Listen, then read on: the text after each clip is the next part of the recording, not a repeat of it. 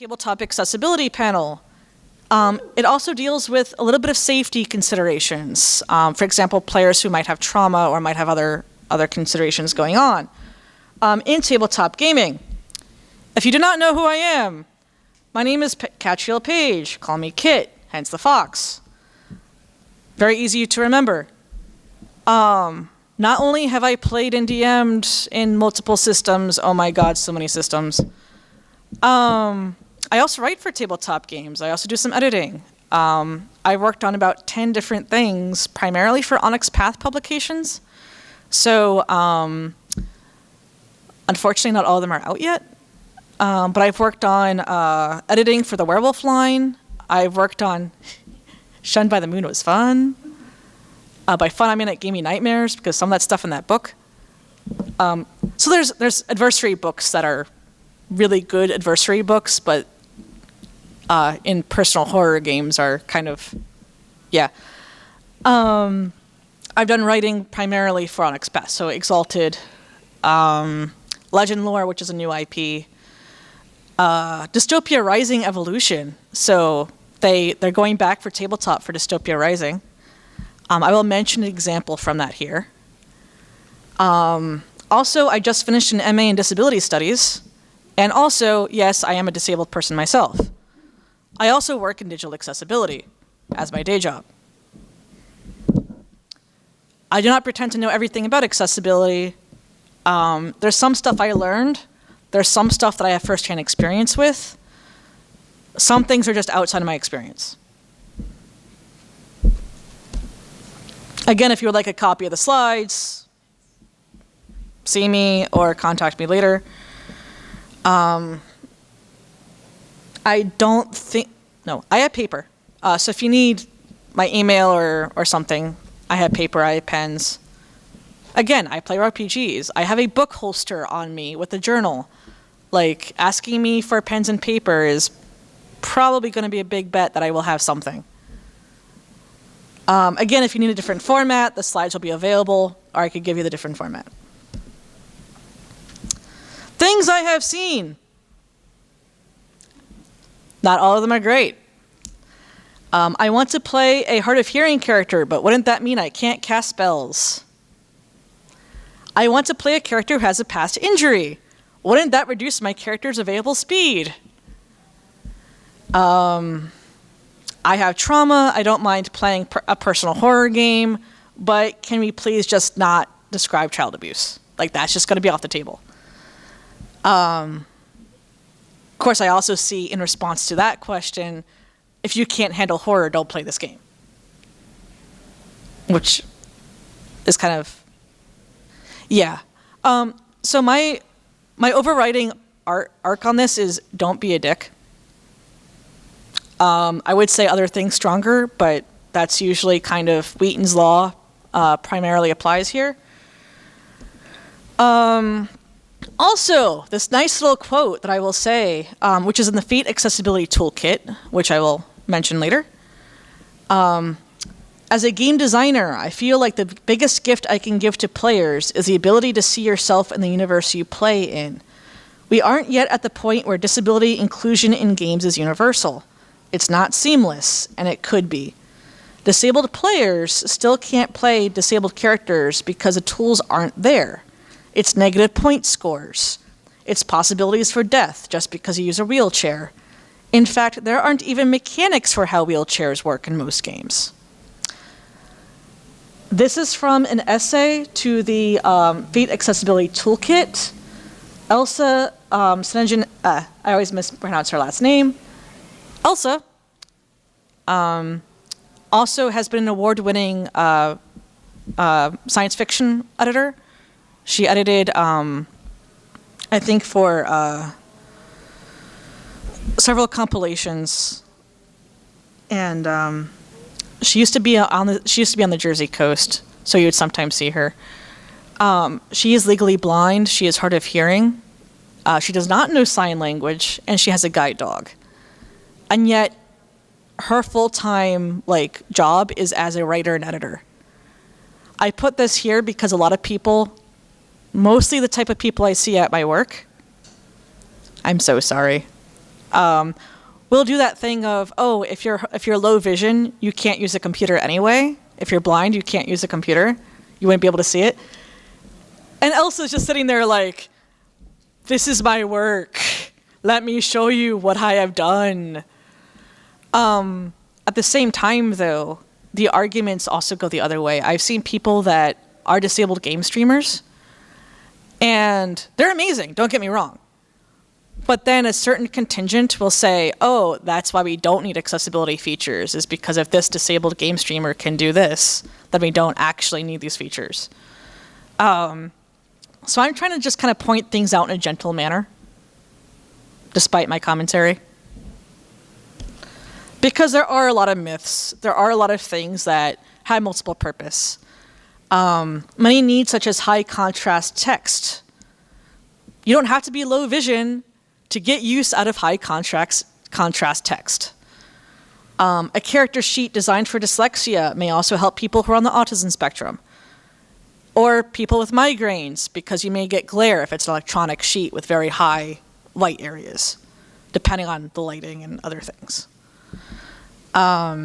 This does not mean one size fits all. Different people have different needs. Even people with the same diagnosis may have different symptoms. Example, I get migraines. How many people have either had migraines or know somebody who has migraines? Like, that's like most of this room. My triggers for it, like one of those common trigger lists are like red wine, chocolate, coffee. Yeah, I live on coffee. It does not trigger my migraines. Now that doesn't say that it's not a common trigger. It's just not a trigger that affects me. Along the same lines, just because somebody has the same diagnosis means that they don't always experience the same things that you do. Don't assume. Continue notes. Hey, we're people too! Right? Like, I shouldn't have to say this. But there's still a lot of ableism in the tabletop communities. There's still a lot of ableism in the digital communities, tech. It happens. Not all disabilities are visible. Again, there is no disabled look. I have been challenged for disability seating because I did not look disabled enough. It's not better when I have my cane. So it's one of those, like, don't assume. Doesn't really apply here, but like I've been challenged on use of having electronic character sheets. Oh, but you're on your phone, you're not paying attention to the game. And I'm like, this is literally how I interact with the game.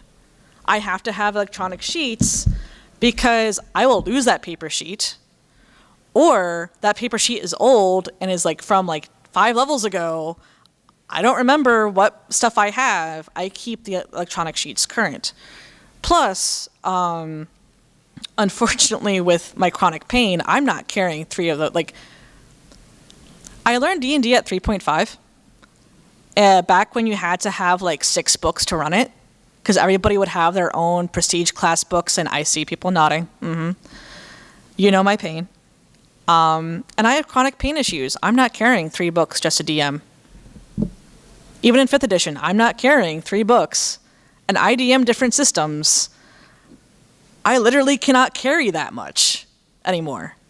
And yet I've been called out for, oh no, I have electronic sheets and electronic books. How dare I? Like, you don't know what people need. But people will challenge, oh, you don't look disabled. Oh, like, you just want to be lazy. And I'm like, don't do that. It does make it worse because, like, like, oh, you have to deserve it. I'm like, really? We're doing that? Like, you're gatekeeping disability as an abled person. Why are you doing this? I will not get into other systems that interacts with, because then we have a whole other conversation. But it does interact with things like disability doesn't mean being on SSDI either. As I said, I have a day job. I work. I have freelance.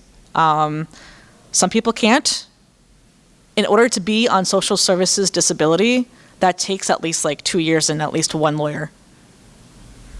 Like, and your income is capped at $2,000. How much is a computer? I mean, even if you're going for a PC, and we were just talking about this with the Braille keyboards, like, that's most of your income cap right there. So, you know, don't assume. Also with healthcare in the US, like, don't assume people have a recent diagnosis to begin with. Don't be that person. Oh, you have this diagnosis, or you don't have a diagnosis, you know. Oh, you don't really have this disability because you don't have the diagnosis. I'm like, yeah, if I could afford to go to the doctor, maybe I might. Like, don't. Again, this boils down to, like, don't be a dick, but this should not be news to some people. But apparently it is. Also, I use the term invisible disabilities. It's not a great term, because non-immediately apparent disabilities is kind of awkward. Also, like, if I'm in the middle of a pain flare, it's very visible. If somebody has Crohn's, yeah, it's might be visible, depending on the situation. If somebody has dyslexia, like, you can't immediately tell, but it's going to be apparent, depending on context. But it is a term that is used for mental health issues, to some learning disabilities, to autism, chronic pain disorders, diabetes. It's not like you can tell if somebody has if somebody has a hearing aid, you can usually tell. So that would be an example of a visible need or a visible disability. This is something that you can't usually immediately tell off the bat. Some heart conditions, again, I know people that have had endometriosis and they are in pain like 2 weeks out of the month. Unless you happen to visit them right at that time, there's no disabled look. You couldn't tell. You know? Unless they're in the middle of a pain flare, like, that's obviously it. I know someone with rheumatoid arthritis, and if you just see her at a convention, most of the time she looks fine. In a pain flare, her hands swell. It's immediately apparent in that time, but again, you can't tell, you know, if it's not. Again, awkward, but useful to remember that there is no disabled look. Trust people if they say that they have needs. Now, if you're wanting to play a character with disabilities, a good guideline is to have a character with disability be a part of the story as a person first.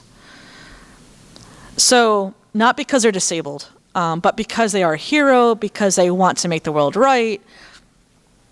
Have them as a person. Again, from the Fate Accessibility Toolkit. But also just remembering that you're dealing with people and characters. If you're trying to do a story about these characters, have the characters as characters first, not, oh, this character is... So speaking as a queer disabled person, I don't want somebody to be like, oh, I'm putting this person in because they're gay. Nobody wants that character there just because they're gay. They want other aspects of the character. Like, their sexuality may be a part of the character, that's great. But I've heard 12,000 coming out stories already. Like, don't have that be the defining part of the character. Have them as people first in your story. Same thing, somebody's disabled, have a character that's disabled, have them as people first in the story. Possible mechanics, this is where it gets a little bit tricky. For a story path system or a storyteller system, most commonly used in Chronicles of Darkness, or Exalted, or Dystopia Rising has actually a really good example of this.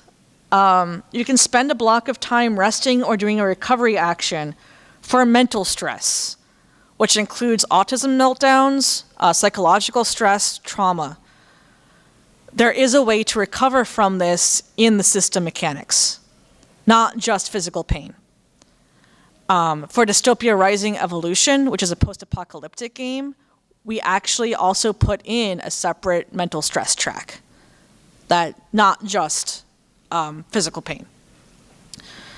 Some things may recover both because that's kind of how it works in the real world. But also in that system, there's crafting systems to make durable, basically durable access tools. So durable hearing aids that last more than one scene. You can use your cane as a weapon in Dystopia Rising. There are mechanics for that. I helped work on the mechanics, and so did a couple of other people that had mobility issues. We put them in there because, yes, if you want to add a jetpack to your scooter, go right ahead. Now, obviously, if you're doing crafting, like if you're kit bashing something last minute, it might not be durable. So that's why we kind of did the mechanics the way we did. But the creator, like not the editor, the line developer had hearing aids. Two of the writers had mobility issues. Like we're like, no, we're putting this in. And the line developer was like, cool, this is great. It's a game about zombies, and yet we're putting in things because it's stated even in the manuscript of the book of, yes, this is a post-apocalyptic game, people with disabilities are still included. It's one more life living that isn't a zombie. Obviously, your games may vary in terms of setup. Conditions, if you're using condition cards, like in other story path games, you can make custom ones, such as Meltdown for sensory meltdowns. Conditions are usually temporary in nature, triggered by specific actions. For example, I've seen fight condition cards that are like you kicked up sand in somebody's face and now they're temporarily, distracted. These are temporary conditions. Now, granted, these are mechanics examples that you can use with certain systems. Add feats or merits as appropriate. If you're playing your standard sort of D20 type D&D or Pathfinder games, I've seen people run homebrew assistive familiars. That if you have the find familiar spell, or you have a creature with you that is a familiar, it has been trained to alert others and resists dismissals if at a certain trigger. So the person can dismiss it, but if the person is, say, you put a condition like you gain the poison condition, or HP is at a certain percentage, that familiar can resist being dismissed. Because the idea is you are trained to, that's an alert, that's an alert. You've trained this familiar to know when something is wrong and when you need help. So I've seen people homebrew assistive familiars and service dogs. Well, I say service dogs. In D&D, I've also seen small horses. I've seen giant hamsters. Yeah, basically I've seen it homebrewed as, even if they're not under the find familiar spell, I've seen people homebrew this. And again, the condition can change. It doesn't have to be the poison condition. I just list that as an example. I've seen people homebrew lip reading. So they either DC gets lowered or they gain advantage depending on the DM preference. Provided that you can see their mouth move and the language spoken by the target is a language that the person knows. Which I have to specify, because again, D&D and Pathfinder, my characters know like 6 languages. Like, you have to specify which one. Apparently that thing did not come out well in Keynote, so there's a contrast issue on my slides. I am embarrassed. Again, on the language note, American Sign Language is a language. If you want to have somebody sign, that just slot that in on the verbal component. There you go. The amount of times I've seen people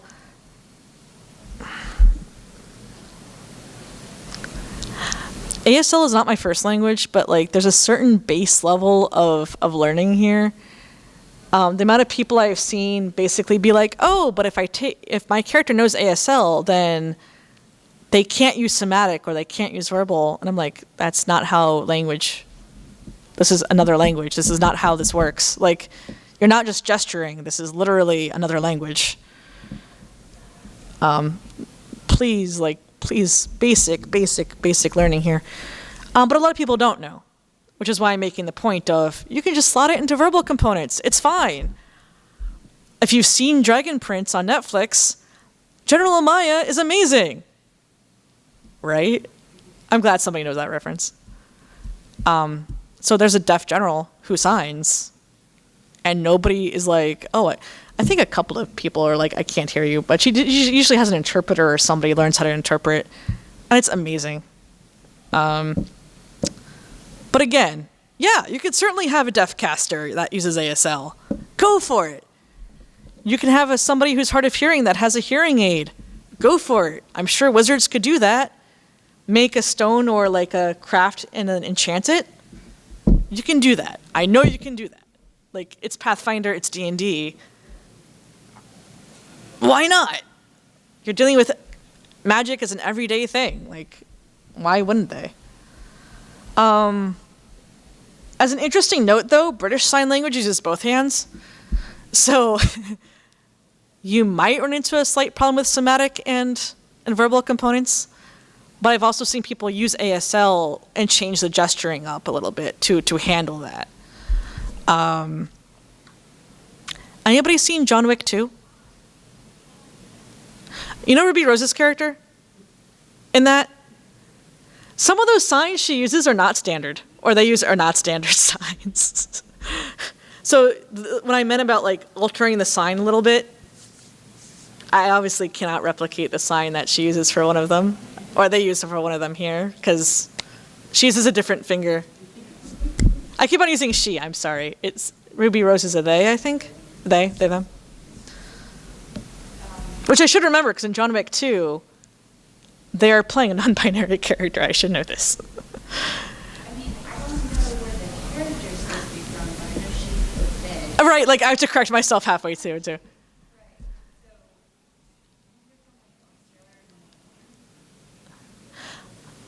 I know that the character is non-binary, and I know that some of the signs they use are signed with different outlines and gestures and fingers. Yeah, like it's accented ASL. It's interesting, like, but that kind of plays into my point of there's different sign languages, and even if you know primarily ASL, I've seen people use signs from like, and they're like, oh wait, I learned this from so-and-so, and they only later find out that it's like a BSL sign or something like that. Or it's shorthand. You know, it's an abbreviated sign, or it's something that they learned, you know. There's different varieties. I'm only now learning about that, and then like JSL is a whole other thing.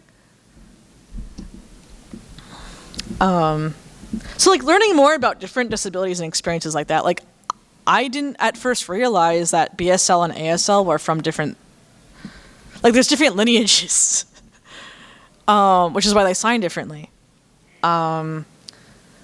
Learning more about different experiences, even in the same sort of disability grouping, is also interesting. If you have a chance, and if they're here, Able Gamers sometimes has a booth at MAGFest. It's Able Gamers charity. They mostly deal with digital gaming, but they have more on the sense of like resources of learning about different disabilities and different things. Their primary awareness thing is different controllers and controls for digital games. But again, different people have different needs. Like somebody may use a Switch controller, somebody may use, as much as I like the Nintendo Switch, the the hand controls, when not in docked position, are kind of weird for me.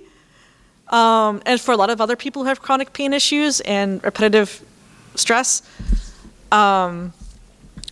They also collaborated on the Xbox Adaptive Controller, which can also be used for PCs. So like they're a good resource just for that.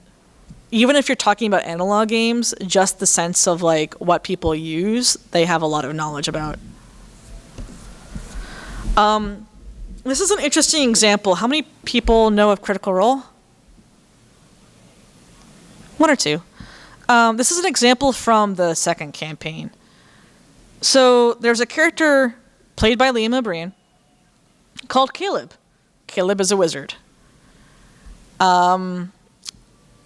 And the abbreviation of this whole thing is that the player and the DM got together to do a trauma mechanic where, due to his particular backstory as a child soldier and basically setting his house on fire, the character of Caleb, if he uses a fire spell and somebody is reduced to 0 hit points, he must make like a will save or something to avoid a trauma flashback.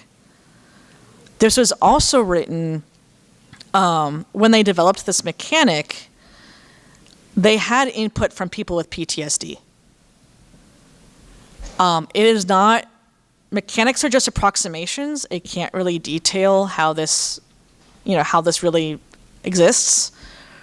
But in the setting and given the character, it was an approximation of how that would come up in play. Most of the time it's usually handled in roleplay. They did a mechanic for the risk of trauma flashbacks.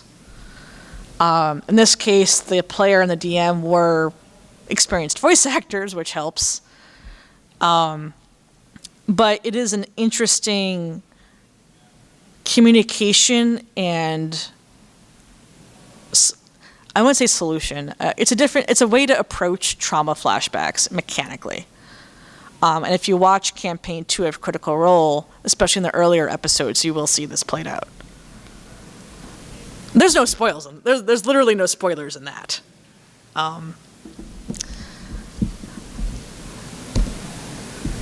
Speaking of communication, if you have players who are disabled, communicate.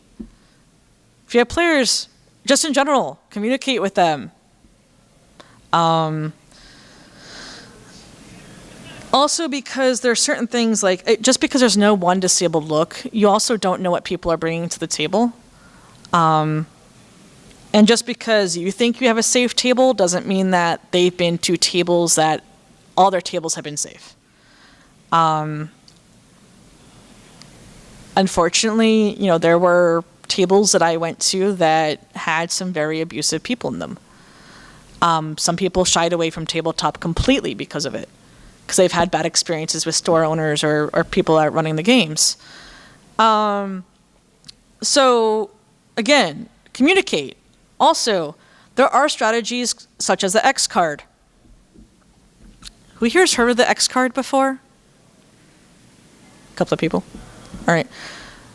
The X card is literally a card with an X on it. If a person it's used a couple of different ways. If a person actually, I'll just bring up the example that I give up. A player has a fear of spiders. All right. As written, the module currently in play has a lot of dire spiders in them, describing skittering, attacking the party, web use, things of that sort. The player can bring out the X card, show the X card, and the DM can just change the monsters up. Or just reskin them. Like, they could use even the same stat block and just be like, okay, these are no longer spiders. The trick is with a lot of these strategies, for the DM and the player to not, the player does not owe a discussion about why they pulled the X card. The DM should not also challenge them. And that sounds like, oh, but I've had DMs be like, oh, but I don't want to I don't want people to tell me what to do. I'm the DM. They're not telling you what to do. They're telling you what not to do. And I'm of the collaborative story school of role players. If it's no fun for someone, change it up. Like, if somebody's clearly not having fun, ask them, communicate with them, touch base. If you want to write your own story yourself, that's literally what novels are for. Veils and curtains is another strategy I've seen, where veils are things that can be referred to but are not described on screen. Sexual things being one of them. There are a few other things that tend to get veiled, where you can refer to them but not in detail. Curtains are topics that are just no. We will not have them on screen. This is a hard no. I've seen people use a traffic light system, where red is a hard pass or hard no, yellow is proceed with caution, like veils, and green is totally fine. I've seen people use multiples of these strategies where you have veils and curtains and also have X card. Just communicate with your table. Know that these options exist. There are some core books now that will write in some of these strategies and tips for communicating at the table. I do know that there's a safety chapter in the 5th edition of Vampire the Masquerade. In fact, the person who wrote that safety chapter is here. And other games are starting to include some of these strategies and remind people, hey, talk to your players. It's not a bad thing. And talk to your DMs too, like players, talk to your DMs. Also, no shame in certain DMs have different play styles, and certain players are just going to be, even if you try, some people are just trying to be edgelords. No shame in looking for another group, if that's what it comes down to. You know? A note on tech, as I mentioned earlier, I can't carry 5 books anymore. Don't shame people for not carrying 5 books on them. And not just me, but like, I have chronic pain issues. Obviously, there's that. Some people need the electronic versions for screen reader usage. You don't know. Don't judge them. Just be happy that they're there at your table. You know, I really don't understand some of this gatekeeping nonsense. I really don't. Oh, it's not right if you don't have if you have electronic sheets. Congratulations. We're now in 2020. Have you tried going to a phone store that doesn't have a smartphone in it? And also at conventions especially, I used to play, well, I still do. I sometimes play organized play. But the goal is you take your characters between different stories and tables. You might not always know who you're tabling with the next mod. Electronic sheets help a lot with that. Some people prefer paper sheets because of whatever their needs are. Great, awesome. I don't need to owe a DM my medical history every time I change tables. Okay? And that's more at a convention where you are moving around between tables like every few hours. Obviously, if you're at home or with a regular campaign, it's a little bit different. But there you go. More examples. Dice rolling applications. Screen readers can sometimes read these too. Dice bots on Discord channels. Yep, they're text-based. Congratulations. Sometimes that's easier for people. Also, the amount of dice I've just lost around my house. Like, sometimes it's just easier just to have the bot roll for you. There are tactile raised dice with the numbers raised. There's high contrast dice that you can get. There's Braille dice. Mostly the Dots RPG project is doing more Braille dice and raised dice. Also, just because someone is low vision does not mean that they automatically know Braille. Braille usage is down. Some people have to be taught Braille, and there's not that many teachers willing to teach Braille. So just as a heads up there. Custom sheets. That's actually my own design, actually. People may use grayscale sheets or use custom sheets. I've seen, there was a custom sheet going around a couple weeks ago that was a D&D sheet with icons meant for people with dyslexia. It was meant for people with dyslexia, but it also helps a bunch of other people. Because I had a few friends with autism that were like, we need to change the colors on this sheet, but aside from that, this sheet is amazing. Grayscale sheets, again, like, sometimes it's easier for migraines or colorblind variations to use grayscale sheets. That's an example I did for Pathfinder. Roll20 allows you to do custom sheets.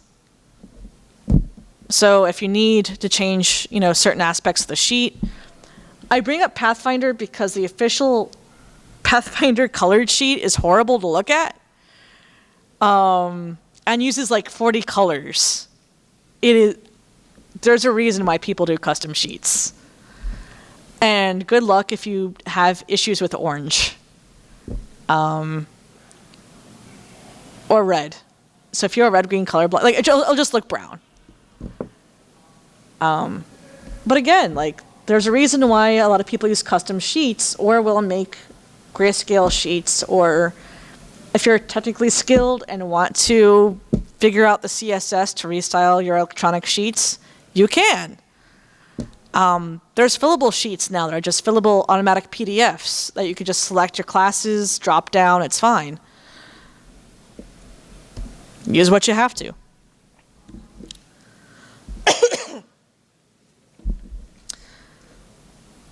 Key points, summary. Disability is not an on and off switch. Communicate with your table. Disability, also to represent disability and disabled characters, you don't have to use mechanics, but it's there if you want to. No one owes you their medical history or to prove that you're disabled enough. People still do it, but that doesn't mean they should be. Also, we play and develop games too. So the more that if you want like accessible PDFs or more accessible like games, try and find who publishes it. I do know that Evil Hat and Paizo are fairly receptive. Evil Hat does the Fate system. They're local to Maryland. They're very receptive to actual like suggestions. So as long as you're not being like a complete jerk about it, they will be happy to be like, oh, you want more accessible stuff? Great. This gives us reason that we can show our bosses or our stakeholders to give you more accessible things. There's more community efforts to do pocket PDFs, so we can have the table of contents and that PDFs show better on mobile. And again, lately there's been more accessibility and safety rules in the core books, in the main development, planned out from the beginning, instead of at the end, after the fact, accessibility remediation. Resources. This is specifically for gaming resources. There will be another slide. The Bodhana group does play therapy, actually, is what they're known for. They run Save Against Fear convention. They also have a lot of resources on tabletop gaming used in therapy, for empathy, for autism, for a bunch of other things, for math skills, for trauma. I believe Save Against Fear is usually in September. I think it's September this year, in 2020. And it's a major industry con. A lot of the publishers have a strong presence there. Dot's RPG project. Fate Accessibility Toolkit. Even if you don't play Fate system, a great toolkit for other systems because they're essays written by people with certain disabilities. Like the chapter on autism is written by somebody who's autistic. I highly recommend, just as a general tool set thing. No, it's not. It's $7.50.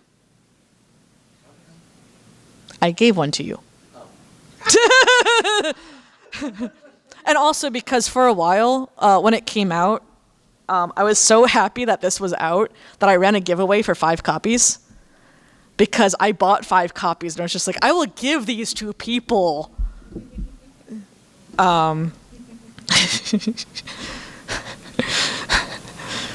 Like, you want help on accessibility, I will give you materials.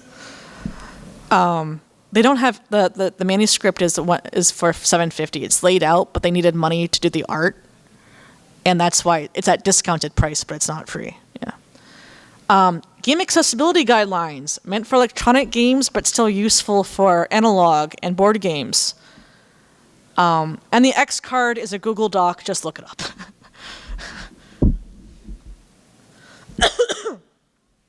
But some games will include it, but it's with credit. It's one of those freely used if credited copyleft things. The other resources, the more academic ones.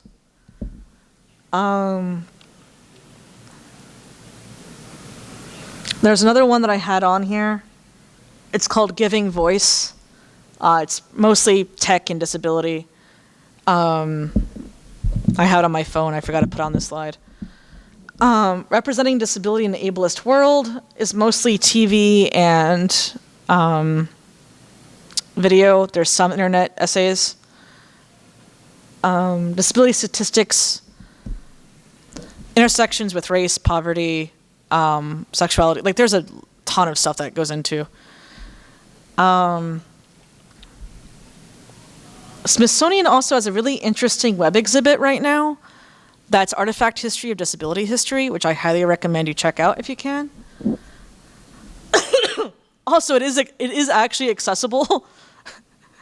If you're using keyboard and screen reader, I checked, because I am that person.